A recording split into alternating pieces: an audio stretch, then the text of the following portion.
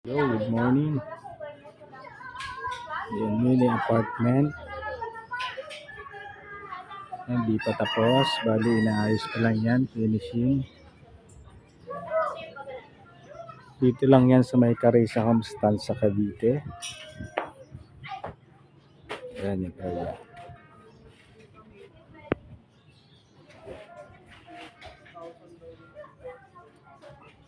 Ito yung loob. Di pa tapos.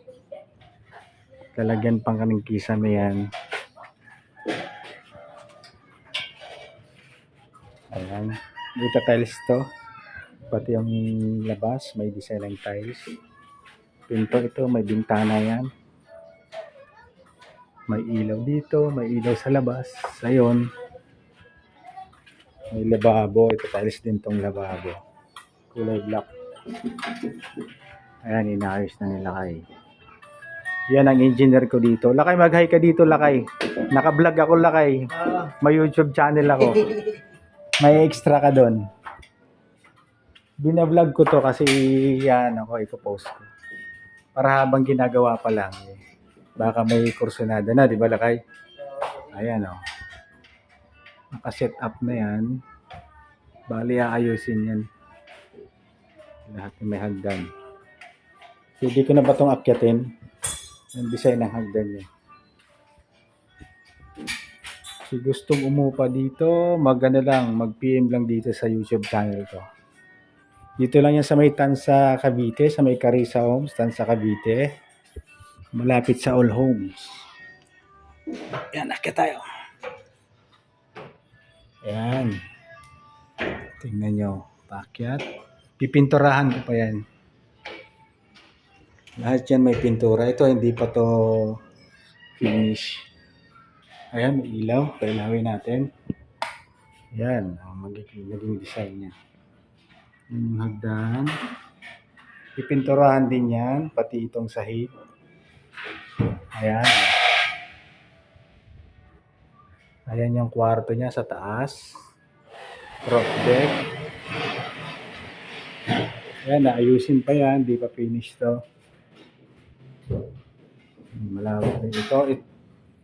Yun, may ano rin yun. Kung gusto niyo mag-aircon, nakaabang na yan. Ito yung saksakan. Ito yung bintana. Ayusin pa tong bintana na to. Palalagyan ko ng grease dito na may fire exit. May bukasan. Ayan. Sarap ng hangin. Kung magpapalagay kayo ng aircon, pwede naman dito. At nakaabang na yung circuit breaker niya. Nakakisame na rin yan. Oh. Pipinturahan pa natin yan. Papagandahin pa natin. Ayan. Yan. May pintura din yan. Ito yung railings ng hagdan ng taas. Papakita ko sa inyo pag buo nito. Ayan. Kung gustong magpa-reserve, PM lang sa akin. Baba tayo ng hagdan. Ayan yung bahay. Kabuuan ng bahay. Yan. Ayan yung CR. Ito, pwede pa mag-ano pa dito. Maglagay ng isang kwartong maliit. Ayan eh.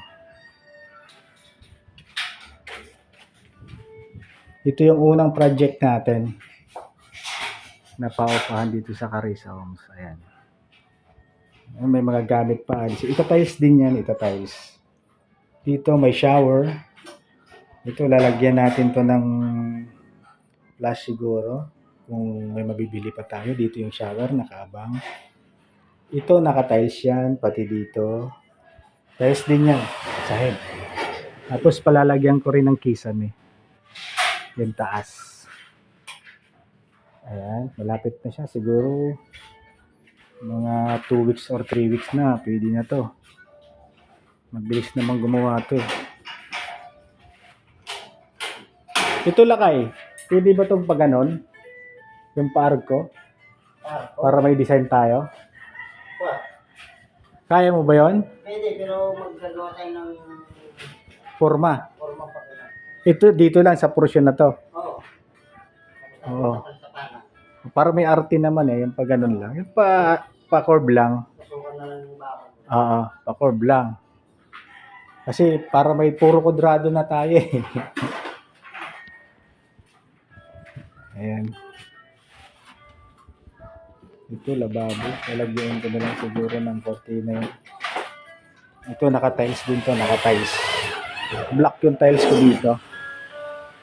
Hanggang dyan, pati dito. Yung tiles natin dito, Lakay, ano lang, isa. 60 by 60, ano? Hanggang doon. Tapos ito naka-tiles. Yung ilalim, finish na lang yan. Hanggang sa poste, ano? Ayan.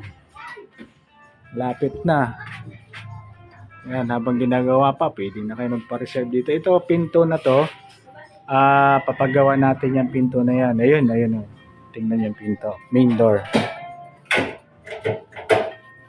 Bali, maganda yan. Ayan, oh.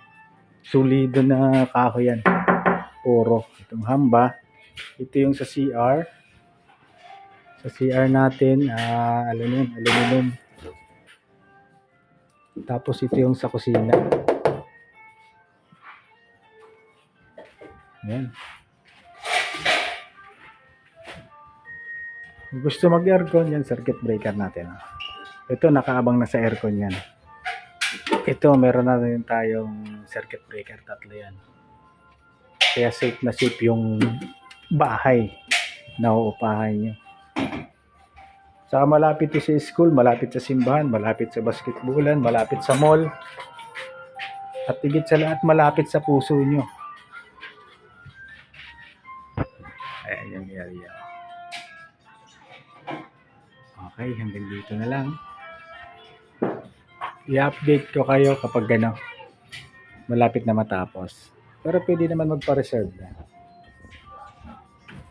Kung nagtatrabaho kayo sa SM, sa EPSA, mas malapit ka. Accessible naman yung biyahe dito eh. Okay?